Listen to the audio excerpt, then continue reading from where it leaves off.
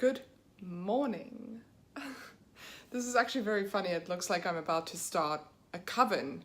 I look like episode something something from season 3 of American Horror Story, but no, it's actually just that I had a really bad hair day this morning and I had just woken up. And so I didn't feel like doing my hair right now, so I just put on a hat. And it actually kind of goes with the cherry blossoms. But anyway, so I wanted to just make a video to say that I reached 200 likes on my page. And I think to most people, they're like, 200 likes, that's nothing. But it's something to me because I actually haven't actively been working that page until a few days ago. And it made me think about consistency and how important consistency is. And I realized that with anything in life, once you start doing something on the regular and you do it properly, it's gonna build, and then I always like to think of things in terms of relationships. So I figured, why not talk about consistency in relationships? So thank you to all of my new members for liking my page. I know I sent out like a ton of invites this morning, but I figured, you know what? If you don't ask, the answer is going to be no. So I did. And some of you answered, and I'm very grateful for that.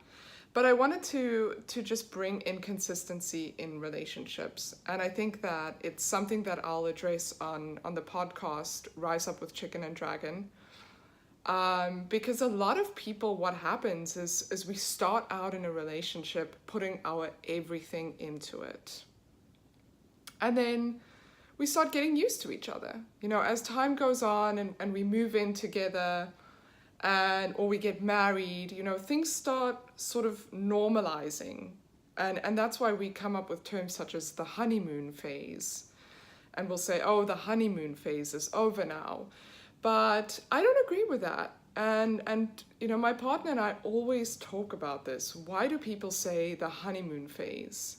And I think that it's an easy cop-out to say that we don't have to work on this anymore because our honeymoon phase is over, so this is normal for us to fall into these patterns.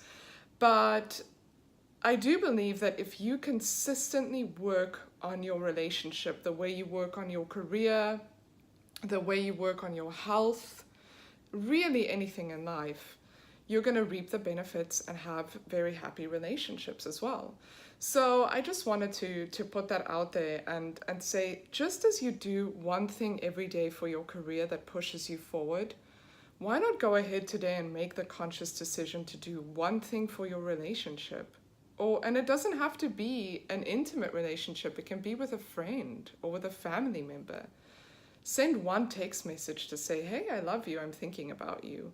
Or, you know what, maybe pick up some flowers at the store and say, saw these and thought about you. It doesn't have to be anything elaborate. It doesn't have to take hours and hours out of your day. But just keep consistently working on your relationships and you will see the difference that it makes in your life. So that was my Saturday morning hello. By the way, saw Bohemian Rhapsody on a date night last night with Dragon, and it was incredible. I'd love to get your thoughts on what you thought about it. Yes, I know the timeline of Freddie Mercury's, when he fell ill was a little bit off, and that he did still, play with the band for quite some time after he fell ill. But I wanted to get what you guys thought about it, and I thought it was very well done. Rami Malek, or Remy Malek, whatever his name is, he did an incredible job. I just know him from Mr. Robot, but gosh, my cat's about to attack me. Don't, Niles, thank you. So let me know what you guys thought. I thought it was such an accurate depiction, and it also really addressed his struggle with his sexual orientation as well. So it was very beautifully done.